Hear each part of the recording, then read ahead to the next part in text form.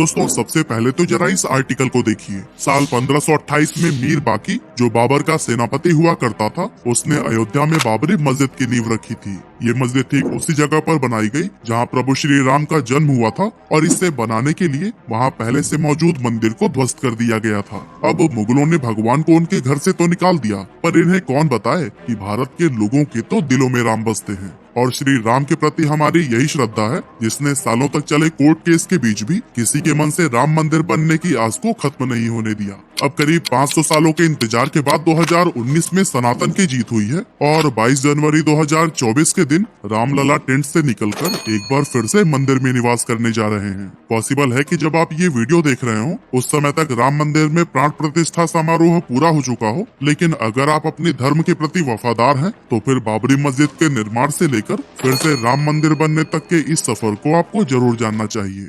तो दोस्तों साल 1526 में मुगल साम्राज्य शुरू होने के महज 2 साल बाद ही यानी 1528 में बाबर के कहने पर उसके सेनापति मीर बाकी ने अयोध्या में राम मंदिर को तोड़वा दिया और उसकी जगह पर एक मस्जिद बनवाई, जिसका नाम बाबर के सम्मान में बाबरी मस्जिद रखा गया। अब मुगल काल में सिर्फ अयोध्या का राम मंदिर ही नहीं बल्कि हजारों मंदिर तोड़े गए थे, जिनके सबूत आज भी हमें देश के कोने कोने में देखने को मिल जाते हैं। पर उस टाइम बाबर ने विरोध की हर आवाज दबा दी और हिंदुओं को उनके ही देश में उन्हीं के भगवान से दूर रखा गया। पर इस कहानी में ट्विस्ट उस समय आया जब साल 1813 के आसपास फैजाबाद के ब्रिटिश ऑफिसर ने एक रिपोर्ट तैयार की, जिसमें उन्होंने मस्जिद के अंदर हिंदू मंदिर जैसी कलाकृतियां मिलने का जिक्र किया था। और दोस्तों इस रिपोर्ट के सामने आने के बाद ही पहली बार हिंदू संगठनों ने दावा किया कि बाबर ने साल 1528 में राम मंदिर तोड़वाकर मस्जिद बनाई थी। इस तरह के दावे सामने आने के बाद हिंदुओं और मुस्लिमों के बीच नफरत की आग जलने लगी, और साल 1853 में अवध के नवाब वाजिद अली शाह के समय पहली बार अयोध्या में सांप्रदायिक हिंसा भड़क उठी। हालांकि इसके बाद भी हिंदू और मुस्लिम एक ही जगह पर पूजा और नमाज अदा किया करते थे। पूजा और नमाज एक ही जगह पर, आप सोच रहे हैं ना कि आखिर कैसे? तो चलिए इसकी भी स्टोरी को हम आपको बताए चलते हैं। एक्चुअली 1717 यानी कि बाबरी मस्जिद बनने के 190 साल के बाद जयपुर के राजा जय सिंह द्वितीय वो पहले शख्स थे जिन्होंने मस्जिद और उसके आसपास की जमीन को हासिल करने की कोशिश की थी, जिससे कि वो एक बार फिर से वहां पर राम मंदिर बनवा पाए। लेकिन लाख कोशिशों के बाद भी राजा जय सिंह द्वितीय को कोई कामयाबी नहीं मिलती है, जिसके बाद वो मस्जिद के पास एक चबूतरा बनवाते हैं और उस चबूतरे का नाम राम चबूतरा रखते हैं, ताकि प्रभु श्री राम में आस्था रखने वाले लोग उस चबूतरे पर पूजा कर सकें।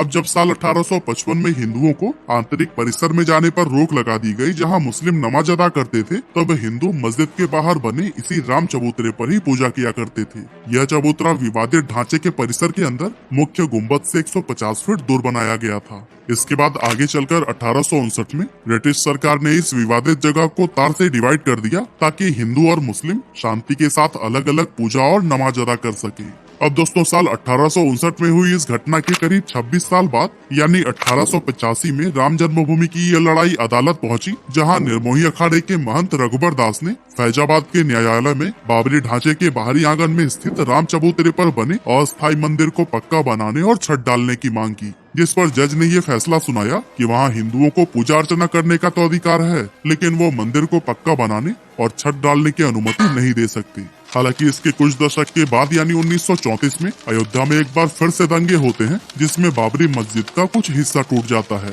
हालांकि बाद में इस हिस्से को रिपेयर करवा दिया जाता है, लेकिन यह घटना होने के बाद से यहाँ नमाज बंद हो जाती है। और दोस्तों ध्यान दीजिएगा, ये वह समय था जब देश पर अंग्रेजों का राज हुआ करता था, लेकिन इसके बावजूद देश की जनता बाबरी मस्जिद बनने के 400 साल बाद भी अपने प्रभु के जन्मस्थली को पाने की लड़ाई लड़ रही थी। उस समय न तो हमारी अपनी खुद की सरकार थी और न ही मीडिया को इतनी आजादी थी कि वो इन मुद्दों को देश के हर नागरिक के सामने ला सके। और तो और देश को चलाने वाली कांग्रेस ने भी इन मुद्दों से किनारा किया हुआ था। हाँ, अगर कोई चिंतित था तो वो थी देश की आम जनता, जो कि अपनी जान की बाजी लगाकर अपने प्रभु के हक की लड़ाई लड़ रही थी। इसी तरह से समय बीतता जाता है और साल 1947 आता है, जब देश को सालों की गुलामी के बाद अंग्रेजों से आजादी मिली थी। आजादी के साथ ही लोगों की ये उम्मीदें भी बढ़ जाती है कि अब तो राम मंदिर बनकर ही रहेगा। लेकिन उस समय की स्थिति तो कुछ और ही बयां कर रही थी। कांग्रेस का कोई भी बड़ा नेता इस मुद्दे पर बात करना तो बहुत दूर की बात है। उन्होंने तो इस मुद्दे को लेकर सीधे अपने हाथ ही खड़े कर दिए थे। और दोस्तों फिर पॉलिटिकल सपोर्ट न मिलने के बाद ही शुरू होता है असली विवाद। 23 दिसंबर 1949 की सुबह अचानक से चारों तरफ यह बात फैल जाती है कि विवादित ढांचे के अंदर भगवान श्री राम की मूर्तियां पाई गई हैं। हिंदू पक्ष ये दावा करने लगते हैं कि बीती रात भगवान श्री राम प्रकट हुए हैं, जबकि मुस्लिम पक्ष ये आरोप लगाते हैं कि किसी ने रात के अंधेरे में चुपचाप वहां पर मूर्तियां रख दी हैं। अब जैसे ही इस बात की खबर चारों तरफ फैलती है, दोनों पक्षों के लोग मस्जिद परिसर में इकट्ठा हो जाते हैं। विवाद को बढ़ता हुआ देख उस टाइम के प्राइम मिनिस्टर जवाहरलाल नेहरू जिला मजिस्ट्रेट के नायर को चिट्ठी लिखकर ये आदेश देते हैं कि मूर्ति को वहां से हटाया जाए और स्थिति को शांत किया जाए। लेकिन के नायर दंगों और हिंदुओं की भावनाओं के भड़कने के डर से इस आदेश को पूरा करने में हाथ खड़ा कर देते हैं। के नायर प्राइम मिनिस्टर नेहरू जी को जवाब में लिखते हैं कि अगर मंदिर से मूर्तियां हटाई गई तो इससे हालात बिगड़ जाएंगे और हिंसा भी बढ़ सकती है। लेकिन दोस्तों जब यह पत्र नेहरू जी तक पहुंचता है, तब वह नायर जी के खत के जवाब में एक और खत लिखते हैं और फिर वापस से मूर्ति हटवाने की ही बात कहते हैं। लेकिन के नायर इस बार भी अपने हाथ पीछे खींच लेते हैं और मूर्ति को हटाने से साफ इनकार कर देते हैं। इस घटना के 7 दिन बाद ही फैजाबाद कोर्ट के द्वारा बाबरी मस्जिद को विवादित भूमि घोषित करके इसके मुख्य दरवाजे पर ताला लगा दिया जाता है। इसके बाद से 1950 में फैजाबाद सिविल कोर्ट में 2 अर्जी दाखिल की गई, जिसमें एक में रामलला की पूजा की इजाजत और दूसरे में विवादित ढांचे में भगवान राम की मूर्ति रखने की इजाजत मांगी गई।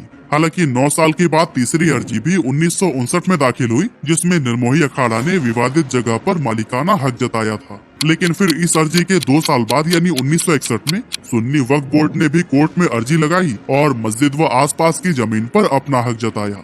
ये क्रम लगातार चलता रहा। कभी हिंदू पक्ष तो कभी मुस्लिम पक्ष विवादित जमीन को अपने अधिकार में लेने के लिए तरह तरह के दावे करते रहे।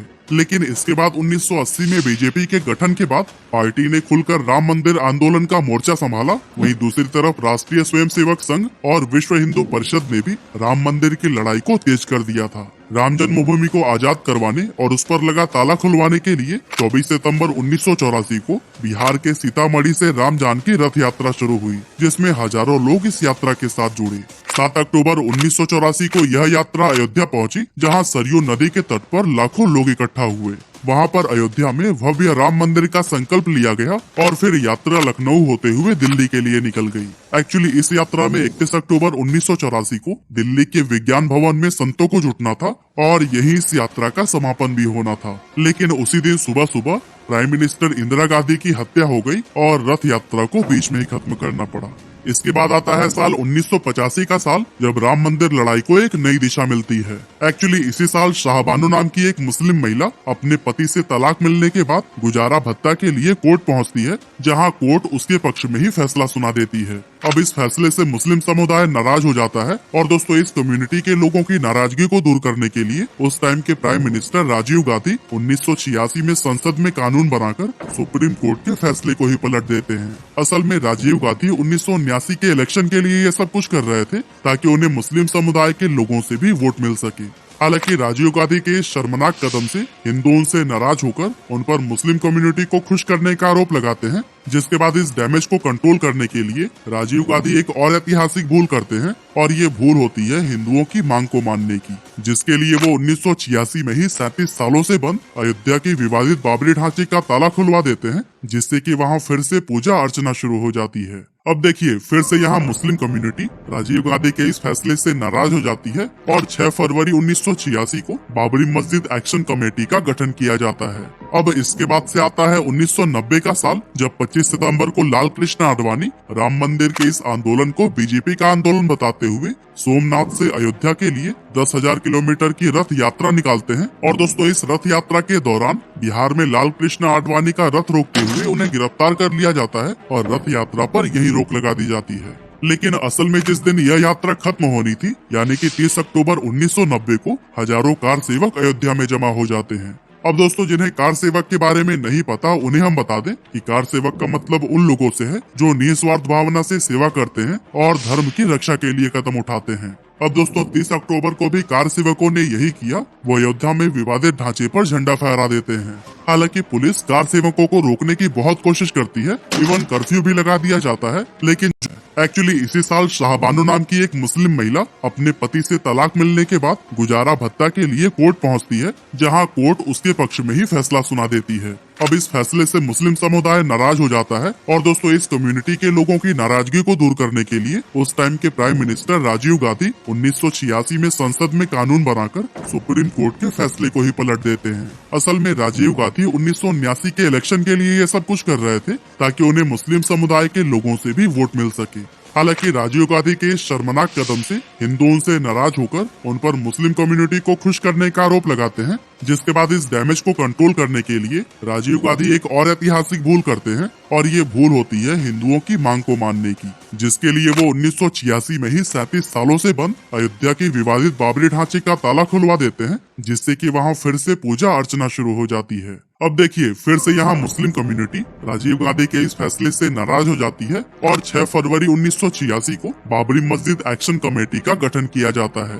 अब इसके बाद से आता है 1990 का साल, जब 25 सितंबर को लाल कृष्ण आडवाणी राम मंदिर के इस आंदोलन को बीजेपी का आंदोलन बताते हुए सोमनाथ से अयोध्या के लिए 10,000 किलोमीटर की रथ यात्रा निकालते हैं। और दोस्तों इस रथ यात्रा के दौरान बिहार में लाल कृष्ण आडवाणी का रथ रोकते हुए उन्हें गिरफ्तार कर लिया जाता है और रथ यात्रा पर यही रोक लगा दी जाती है। लेकिन असल में जिस दिन यह यात्रा खत्म होनी थी, यानी कि 30 अक्टूबर 1990 को हजारों कार सेवक अयोध्या में जमा हो जाते हैं। अब दोस्तों जिन्हें कार सेवक के बारे में नहीं पता, उन्हें हम बता दें कि कार सेवक का मतलब उन लोगों से है जो निस्वार्थ भावना से सेवा करते हैं और धर्म की रक्षा के लिए कदम उठाते हैं। अब दोस्तों 30 अक्टूबर को भी कार सेवकों ने यही किया। वो अयोध्या में विवादित ढांचे पर झंडा फहरा देते हैं।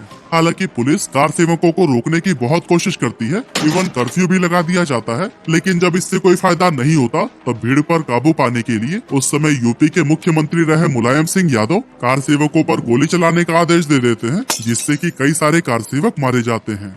दावा किया जाता है कि पुलिस की इस गोलाबारी में 55 राम भक्त मारे गए थे, जबकि यूपी पुलिस 17 कार सेवकों के मारे जाने की ही बात को मानती है। इसके बाद आता है 6 दिसंबर 1992 की तारीख। उस समय पीवी नरसिम्हा राव देश के प्राइम मिनिस्टर थे और कल्याण सिंह यूपी के मुख्यमंत्री। इसी दिन 2 लाख कार सेवक विवादित ढांचे के पास इकट्ठा हो जाते हैं। और दोस्तों कहा जाता है कि कार सेवकों के अयोध्या पहुंचने से पहले ही कल्याण सिंह कोर्ट को ये भरोसा दिला चुके थे कि ये विवादित ढांचे को किसी भी तरह का कोई नुकसान नहीं होने देंगे। साथ ही दोस्तों ये भी खबर मिलती है कि कल्याण सिंह ने पुलिस को ये आदेश दिया हुआ था कि चाहे कुछ भी हो जाए वो भीड़ पर गोली नहीं चलाएंगे। वहीं दूसरी तरफ हजारों कार सेवक जो 6 दिसंबर 1992 की सुबह विवादित ढांचे के पास खड़े थे, वो दोपहर तक ढांचे के ऊपर चढ़ जाते हैं और 1:55 पर विवादित ढांचे की एक गुम्बद को गिरा देते हैं। और फिर 1.5 घंटे बाद यानी करीब 3:30 बजे वो दूसरा गुम्बद भी गिराते हैं और फिर शाम के करीब 5 बजे तक वो तीनों गुम्बद ही गिरा देते हैं, जिससे कि पूरे यूपी में हाहाकार मच जाता है और स्थिति को काबू में करने के लिए यूपी में राष्ट्रपति शासन लगा दिया जाता है।